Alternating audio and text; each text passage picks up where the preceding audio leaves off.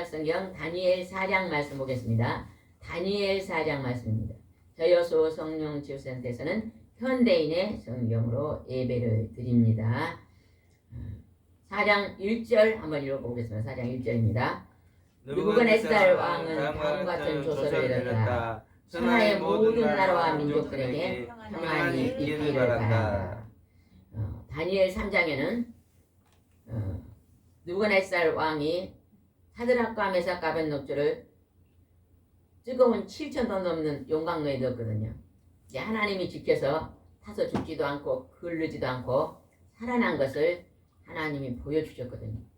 그랬더니 느부갓네살 왕이 하나님을 경배하라고 외치고 있습니다. 3절 말씀에 나옵니다. 3절 읽어봅시다. 믿어지지 않는 기적과 놀라운 일을 보여주신 하나님, 그는 영원한 왕이 되어 대대로 다스릴 것입니다. 느부갓네살 왕이 하나님을 찬양하고 있습니다. 느부갓네살 왕은 이스라엘과 하나님이 택한 백성이 아닙니다. 그죠? 이방 나라 왕이 하나님을 찬양하고 경배하고 있는 것입니다. 그래서 하나님은 세계 모든 민족을 하나님이 다스리고 계심을 보여주고 있는 것입니다.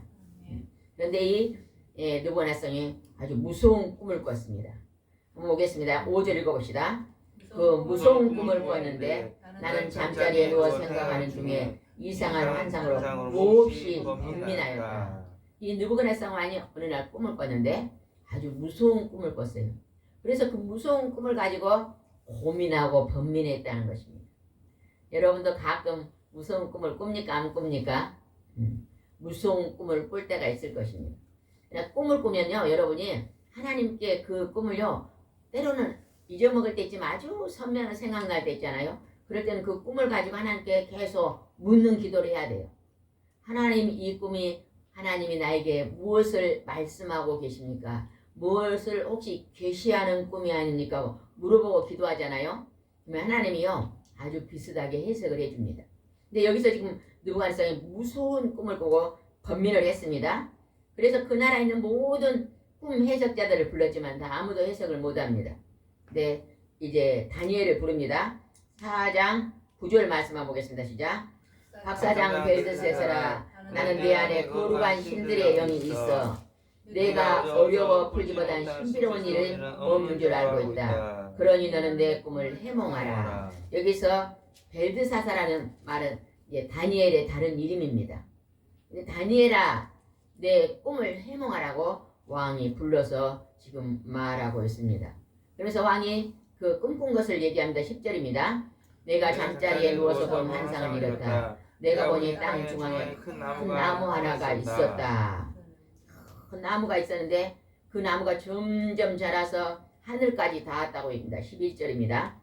그 나무는 점점 크게 자라서 그 끝이 하늘에 닿아 세상의 모든 사람들이 볼 수 있을 정도였다. 그러니까 그 나무가 굉장히 막 높이 자랐다. 그런데 그 꿈이 뭘 해명한가 보겠습니다. 3절 읽어보겠습니다.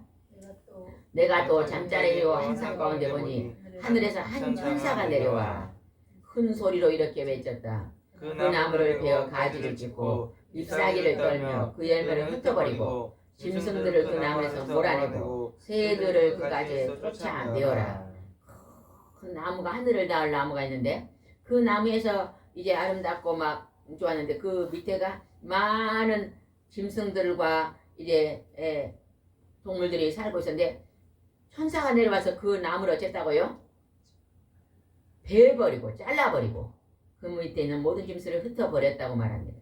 이게 무엇을 상징하는지 이 왕이 몰라서 지금 다니엘에게 물어봅니다. 이 꿈이 무엇을 의미하느냐고 물어봅니다. 그랬더니 다니엘이 어떻게 말하는가 보겠습니다. 16절입니다. 16절. 15절하고 봅시다. 시작. 그러나 그루터기는 땅에 남겨두고 철과 요줄로 잡아맨 채 풀밭에 그대로 둬라. 그가 하늘의 이슬을 막고 땅의 모든 식물들 짐승과 함께 살게 될 것이다. 그루통이를 잠깐 땅에 있는 그루통을 남겨둬라. 나무가 굉장히 큰데 밑에 뿌리 있는 부분은 남겨두라고 말합니다. 그러면서 또 하나님이 어떤 말씀하시는 거 봅시다. 16절. 그가 7년 동안 사람의 마음을 갖지 않고 짐승의 마음을 갖게 될 것이다. 사람의 마음을 갖지 않고 짐승의 마음을 가질 것이다. 그리고 17절입니다. 이것을 순찰하는 천사들이 선언한 것이요 거룩한 자들이 명령한 것이니 가장 높으신 하나님이 인간 나라를 다스리고 자기 뜻대로 누구에게든지 나라를 주시며 그가 원하시면 가장 천한 자와 왕이라 진다는 사실을 온 세상 사람들이 알게 하기 위해서이다. 하나님이 세상 모든 나라를 다스린다. 여기서 지금 하나님이 여기서 나오는 큰 나무 그루터기는 느부갓네살 왕입니다. 근데 그 왕을 나무를 잘라버리고 그루터기를 남겨놓고 그 왕이 7년 동안 사람의 마음 같지 않고 짐승의 마음처럼 돼서 그가 방황하고 고통을 받을 것이라고 말합니다. 그러면서 하나님은 이 모든 것은 하나님이 세상 모든 나라를 다스리고 있다. 근데 왜 느부갓네살 왕이 이러한 고통을 당했을까? 우리가 이 세상 살아가면서 우리가요 형통하게 살기를 원합니다. 하나님이 오늘 나를 지켜서서 편안하고 안전하고 건강하고 이런 좋은 평화의 나라를 삶을 살기를 누구나 원합니다. 근데 갑자기 내게 어떤 고난이 다가올 때가 있습니다. 고난이 다가올 때는 하나님의 어떤 섭리가 있다는 것을 알아라는 것입니다. 오늘 느부갓네살 왕이 높이 돼가지고 이스라엘 나라를 지금 다스리고 포로로 이스라엘 백성을 다 잡아와서 그가 하늘에 닿을 수 있는 나무로 자랐는데 하나님이 천사를 통해서 그 나무를 잘라버리고 그루터기만 남겨놓고 7년 동안 짐승처럼 살게 할 것이라고 지금 예언하고 있잖아요. 왜 느부갓네살이 이러한 고난을 당했는가를 바라보면서 우리가 왜 이 세상 살아가면서 작게 크게 내게 고난이 오는가를 우리에게 교훈하고 있는 것입니다. 하나님의 말씀은 오늘 그 말씀이 2000년 전에 4000년 전에 그 사람들이 하는 말이 아니라 오늘 하나님 말씀을 내가 묵상하고 읽을 때는 그 말씀이 오늘 내게 적용한 말인 것을 알아야 됩니다. 우리는 성경을 읽을 때요 그 말씀을요 하나님이 다니엘에게 했겠지 느부갓네살 왕에게 했겠지 이렇게만 우리가 말씀을 받아들인다면 오늘 내 삶이 변화가 되지 않습니다. 하나님은 어제나 오늘이나 미래나 동일하게 역사하시면서 그 하나님의 말씀이 오늘 우리에게 깊은 교훈을 주고 있는 것을 깨달아내야 됩니다. 그래서 말씀을 통해서 내가 내 마음을 다시 한번 점검하는 시간이 되면 여러분 복된 하루가 될 줄 믿습니다. 왕이 이제 그것을 해몽하라 그랬습니다. 그래서 다니엘이 이제 해몽을 합니다. 22절 말씀 봅니다. 4장 22절 말씀입니다. 시작. 왕이시여 이 나무는 바로 왕이십니다. 대왕께서는 점점 강성해져서 왕의 위대하심이 하늘에 닿고 왕의 것은 땅끝까지 미칠 것입니다. 지금 하나님 느부갓네살을 굉장히 높이 두셨잖아요. 그죠? 그리고 이스라엘 백성들이 하나님께 우상 숭배하고 범죄하니까 그들의 나라의 포로로 되게 하고 그 백성들이 지금 느부갓네살 왕 밑으로 하나님이 지금 다스리도록 복을 줬다는 것입니다. 그런데 어느 날 한 천사가 와서 그 나무를 베어버린다. 앞으로 될 일을 보여주십니다. 왜 이렇게 된 것을 보여주시냐? 가장 높으신 하나님이 세상 모든 나라를 다스리고 있음을 보여준다는 것입니다. 오늘날도 하나님이 세계에 있는 모든 민족을 하나님의 손에서 다스리고 있음을 우리는 기억해야 될 줄 믿습니다.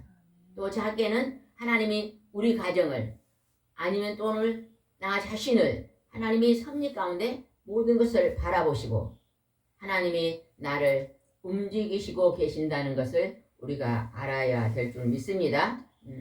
근데 왕이 지금 어떻게 된다고 말하고 있는가 보겠습니다.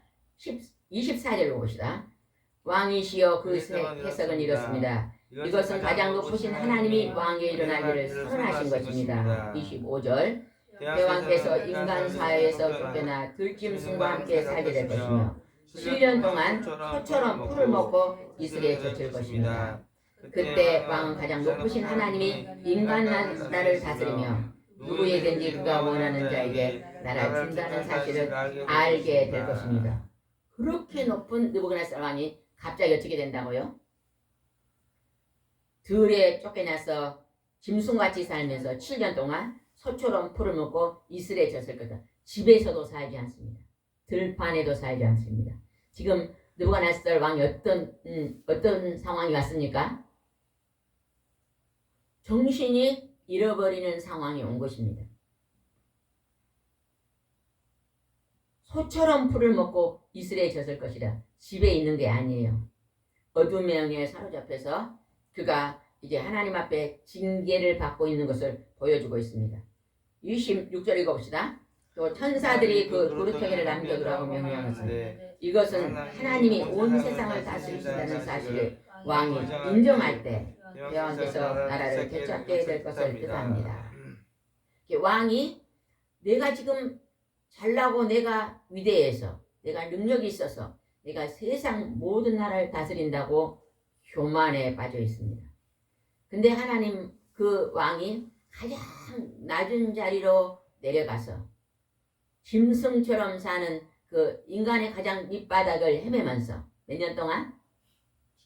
7년 동안 헤매면서 그때서 그가 하나님이 온 나라를 다스리는 것을 왕이 인정하고 내가 잘나서 나라를 다스린 게 아니라는 것을 인정하고 하나님을 높이면 그때 하나님이 다시 나라를 되찾아 준다는 것입니다. 그러면 내가 오늘 공고한 일이 있고 힘들고 어려운 내가 정말로 낮은 자리에 있는 내 모습을 보면서 내가 오늘 무엇을 회복해야 될 것인가? 하나님 앞에 하나님 보시기에 내 심령이, 내 마음이, 내 생각이 지금 하나님 앞에 겸손하게 엎드려서 하나님을 경배하며 내가 하나님이 우리의 마음을 바라보면서 너는 내게 합한 자라고 인정할 수 있는 자리에 우리가 내려가야 된다는 것입니다. 하나님이 물을 너희들은 내 마음을 다스리라고 했습니다. 오늘날의 사람들은요 겉에 있는 것들을 너무 많이 이루고 삽니다. 오늘도 일이 일어나면 청소하고 옷을 또 좋은 옷을 찾아서 입고 머리에가 미장원에 머리도 하고 목욕탕에 가서 목욕도 하고 우리 겉에 있는 것들을 많이 하고 삽니다. 그러나 하나님은 오늘 너희 겉사람을 단장하는 것보다 너희 속사람을 단장하라고 우리에게 말씀하고 있습니다. 내가 하나님 주신 24시간 속에서 하나님의 말씀을 묵상하고 기도하고 찬양하고 경배하는 시간을 드려라. 하나님의 말씀은 우리의 마음을 청소하거든요. 그죠? 아침에 일어나면 저도 막 방 청소하고 부엌 청소하고 매일 청소를 합니다. 근데 하나님은 그것도 중요하지만 내 마음을 청소해라. 하나님 우리 겉을 바라보지 않는 내 중심을 바라보고 있기 때문에 오늘 느부갓네살 왕의 그 중심의 마음의 교만함을 하나님이 바라보고 그를 그 교만을 깨뜨리시기 위해서 이런 고통을 준 것을 오늘 말씀에서 볼 수 있습니다. 27절에 보겠습니다. 그러므로 왕이시여 제 말을 들으십시오. 지금부터라도 죄를 버리고 옳은 일을 행하며 가난한 자에게 자비를 베푸십시오. 그러면 왕이 계속 번영을 누리실 것입니다. 하나님이 다니엘을 통해서 무엇을 버리고? 죄를 버리고 내가 똑똑하고 내가 능력이 많고 내가 권세가 많아서 내가 하나님이 내가 제일 하나님 앞에 다르게 행하니까 하나님 내게 복을 줬어. 이러한 죄성의 마음을 버리고 옳은 일을 행하며 가난한 자에게 자비를 베푸라. 우리가 늘 우리에게 주시는 물질이요. 여러분 늘 연약한 자에게 흘러갈 수 있도록 우리가 하루에 한 번씩 그런 겸허한 마음이 있어야 됩니다. 누가 내게 어떤 것을 주면 받았잖아요. 그러면 나도 어떤 것을 줄 수 있는 마음. 누가 나에게 뭔가를 많이 주었다면 나눌 수 있는 마음. 근데 그 나누는 것이요. 가난한 자에게 나누라는 것입니다. 나보다 힘들고 어려운 자에게 나누라. 제가 누가 며칠 전에 손난로 있잖아요. 손난로를 막 많이 갖다 놨어요. 지난번에도 많이 줘서 지금 있는데 또 많이. 이 손나고 우리는 필요가 없잖아요, 그죠? 어디다 드릴까? 어딘데 가만히 생각하니까 아침에 우리 이전에 아침 시장 갈 때 있잖아요. 할머니들이 그막 뭐 새벽에 막 한 5시쯤 하면 시골의 할머니들이 막 그 뭐 채소 같은 거 팔잖아요. 근데 얼마나 좋아요. 그분들한테 나눠주면 좋겠다. 그런 생각이 들더라고. 네, 어느 날 하루 날 잡아서 가서 그냥 그거 다 나누어 주고 오겠다. 또 우리가 검정 봉투 같은 거 많이 들어오잖아요. 뭐 사면 그러면 그런 것을 이렇게 다 모아가지고 어떤 분은요. 그리고 이만큼 모으면 할머니들한테 갖다 주신 분이 계시더라고요. 할머니들 이거 필요하시. 그분들은 뭐 이렇게 살 때 주잖아요. 뭐 우리는 그냥 어쩔 때 쓰레기통에 버리지만 어떤 분은요 그걸 딱 모아가지고 시장 갈 때 할머니 이거 쓰세요 그러면 그 고마란 그 사소한 것도 아주 사소한 것도 나눌 수 있는 마음이 있다면 하나님이 기뻐하실 때는 가난한 자에게 자비를 베풀으라고 오늘 말씀하고 있습니다. 29절 말씀 보겠습니다. 29절. 그로부터 12달 후에 내가 바벨론 왕 궁전 옥상을 거닐다가 30절 이 큰 바벨론 성의 영광과 위엄을 과시하기 위해 내가 내 능력과 권력으로 건설한 이 나라의 수도가 아닌가 하였다. 느부갓네살 왕이요 다니엘이 하나님 앞에 그 꿈을 해석해 주고 난 12달 후에 1년 후에 다니엘이요 느부갓네살 왕이 바벨론 궁전 옥상을 거닐었대요. 옥상에서 보니까 그 바벨론 성의 영광과 위엄을 막 너무 막 크게 과시한 것이 내가 내 능력과 권세로 이 큰 나라를 건설한 수도가 아닌가 그랬다는 거예요. 느부갓네살이 누가 건설했다고요? 내가 내 능력으로 이 큰 바벨론의 궁전과 이 나라의 이 수도를 내가 만들었다 하고 외쳤다는 것입니다. 우리가요 내가 조금 높아지고 높은 자리에 앉고 권세가 높아지면 지위가 높아지면요 사람들이요 교만에 넘어지기가 쉽습니다. 이것이 하나님이 내게 주신 은혜입니다 이렇게 고백하는 것이 아니라 이 모든 것이 내가 잘나서 내가 지금 달란트가 많고 내가 지식이 높고 다른 사람은 똑똑해서 이렇게 됩니다. 이렇게 생각한 사람은요 계급이 높아지면요 밑에 사람들 뭐예요? 밑에 사람들이 막 오늘날 말하면 갑질을 합니다. 갑질. 함부로 대하고 밑에 있는 사람을 무시하고 그것도 못하냐고 막 이렇게 되는 것입니다. 그러나 내게 주신 이 권세와 권력이 하나님이 주신 것입니다 하면요 아주 겸손하게 나라를 다스릴 수 있어요. 다윗 왕은요 그가 막 목동 아주 시골의 목동 이름도 없는 목동에서 하나님이 왕으로 높여주니까 항상 다윗 왕은 어떻게 했어요? 이 모든 권세가 하나님 앞에 왔다고 그 왕의 자리에서도 만왕의 왕이신 하나님을 높였잖아요.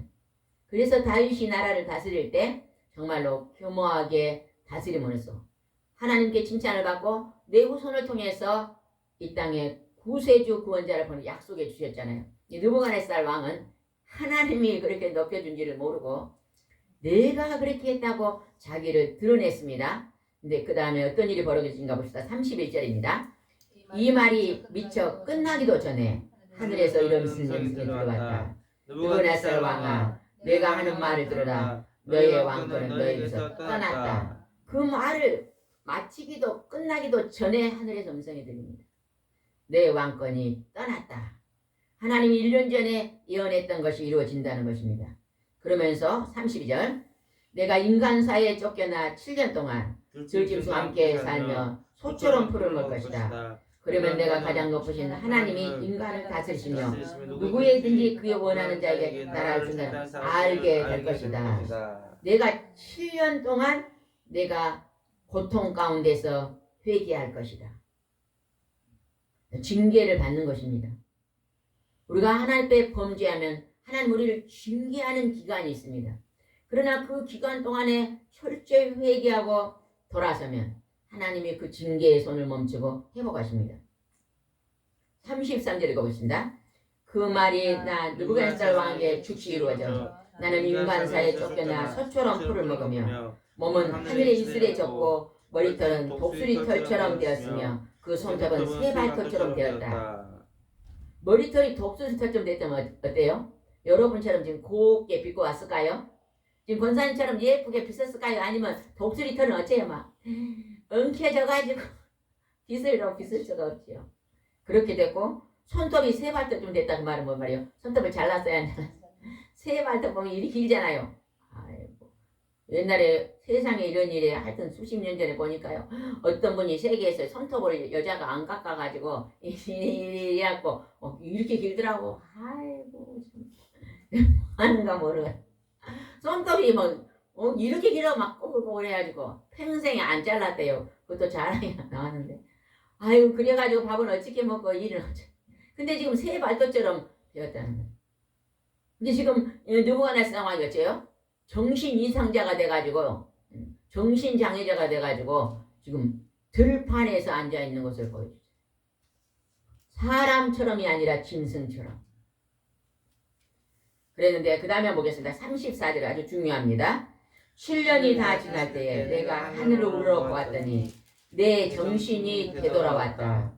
그래서 내가 가장 높으신 하나님께 경배하고 영원히 사시는 그분에게 찬양을 하였다. 그는 영원히 다스리시며 그의 나라는 대대에 지속될 것이다. 7년 만에 하나님께서 그가 하늘을 되돌아보고 그가 정신이 돌아왔다 그러잖아요. 그가 정신이 온전히 돌아오자마자 뭘 고백했다고요? 가장 높으신 하나님께 경배하고 영원히 사시는 전능하신 하나님을 찬양하면서 하나님은 영원히 세계 민족을 다스릴 하나님의 하나님이십니다고 고백했다는 것입니다. 우리가 이런 말씀을 대할 때 천지 만물을 다스리고 계신 분이 하나님이신 것을 우리가 믿으라는 것입니다. 아멘. 그리고 내 공고함이 하나님 앞에 있을 때에 내 속에 그 공고함이 나의 죄 때문에 온 것이 있지 않나 돌아보라는 것입니다. 우리가 부부가 다투면요. 신랑은 막 마누라 때문에 내가 다툴 수밖에 없다 그러고 마누라는 신랑 때문에 다툰다고 그러고 막 그러고 둘이 다투거든요. 그러면요 해결이 안 됩니다. 안 돼. 둘이 다 마음을 딱 낮추고 아이고 나 때문에 우리 신랑이 힘들구나 마누라는 생각하고 신랑은 아이고 내 때문에 우리 마누라가 힘들구나 하고 마음을 낮추고 딱 내려놓으면 전쟁이 풀어질 텐데 다툴 때는 우리가요 절대 내 탓이 아닌 것 같거든요. 맞아요? 들려요? 응? 상대방 탓인 것 같아. 그래서 내가 그냥 100년 원수를 만났네 그러거든. 그러나 그것이 내 안에 미움의 죄성이 있는 것이요. 내가 마음을 높이는 교만의 죄가 있다는 것이요. 내가 어떤 그냥 마음에 불편한 게 있으면 빨리 내 속에 그 뿌리를 뽑아야 됩니다. 죄성의 뿌리를 뽑아내야 됩니다. 우리가 죄성의 뿌리만 뽑으면 이 나라가 무슨 나라? 하늘나라가 이루어지는 것입니다. 예수 그리스도를 모시는 그곳이 하나님을 내 안에 모시는 그 나라가 하늘나라가 되는 거예요. 여러분 날마다 우리가 가장 많이 해야 될 일이 뭐예요? 우리는 죄를 먹고 마시고 오늘 살고 있거든요. 우리의 자체가 죄성이기 때문에. 그래서 늘 죄를 회개하는 기도를 많이 드리시기 바랍니다. 내가 깨끗한 심령으로 기도하는 기도 하나님 잘 들어준다리요. 하나님은 거룩한 영이기 때문에 내 마음이 깨끗한 심령이면 그 하나님이 내 마음에 오시기가 쉽습니다.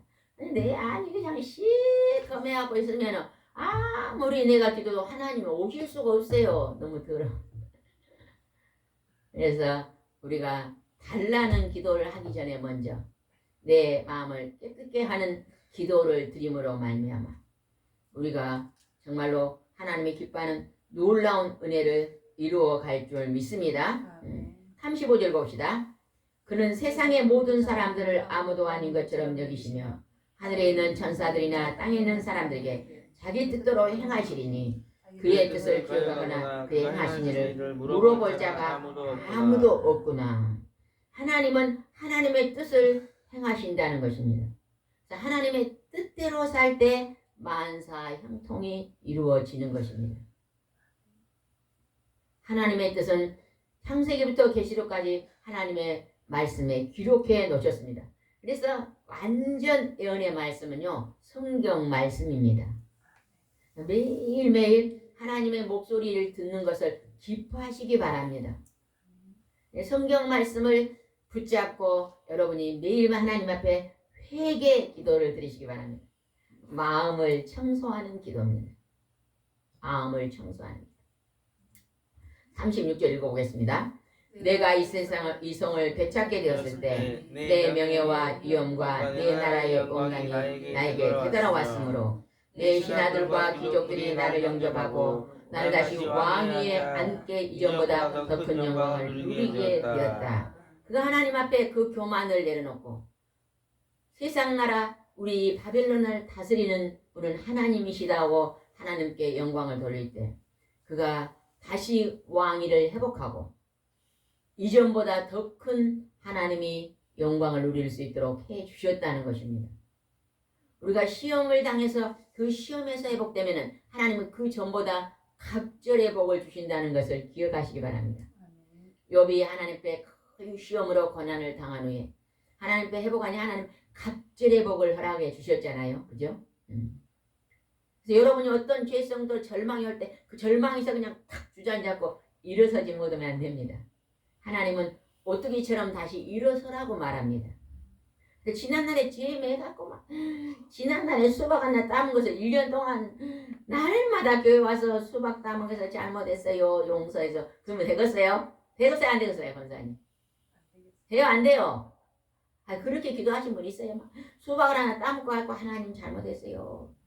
이제 다시는 안 그러겠습니다. 그래놓고 또 지나가서 수박을 따먹었다고 또 수박을 따먹으면 안 돼요. 지난날에 내가 잘못한 것을 이제 회개했으면 그냥 하나님께 지우개로 지워주시라고 다시 회복해야 됩니다.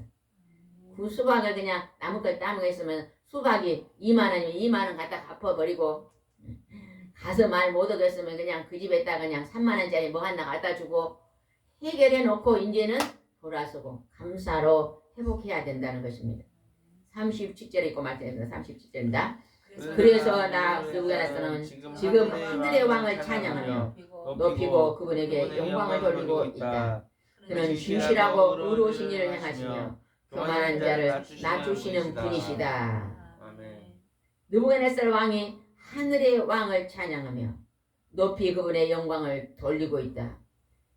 이제 이 바벨론의 나라에서 왕이 하나님을 경배하며 백성들에게 하나님을 경외할 것을 선포합니다.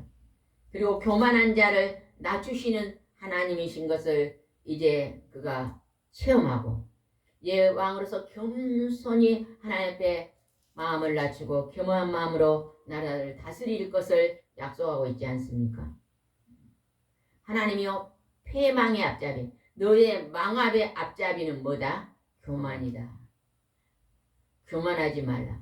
우리가 교회에서 지위가 높아지고 직분이 높아지고 많은 일을 맡아서 하면 나라에서도 내가 지위가 높아지고 권세가 높아지면 우리가 자칫 잘못하면 교만에 넘어질 수밖에 없습니다. 교만을 조심하시기 바랍니다. 나의 안 된 것은 하나님의 은혜입니다.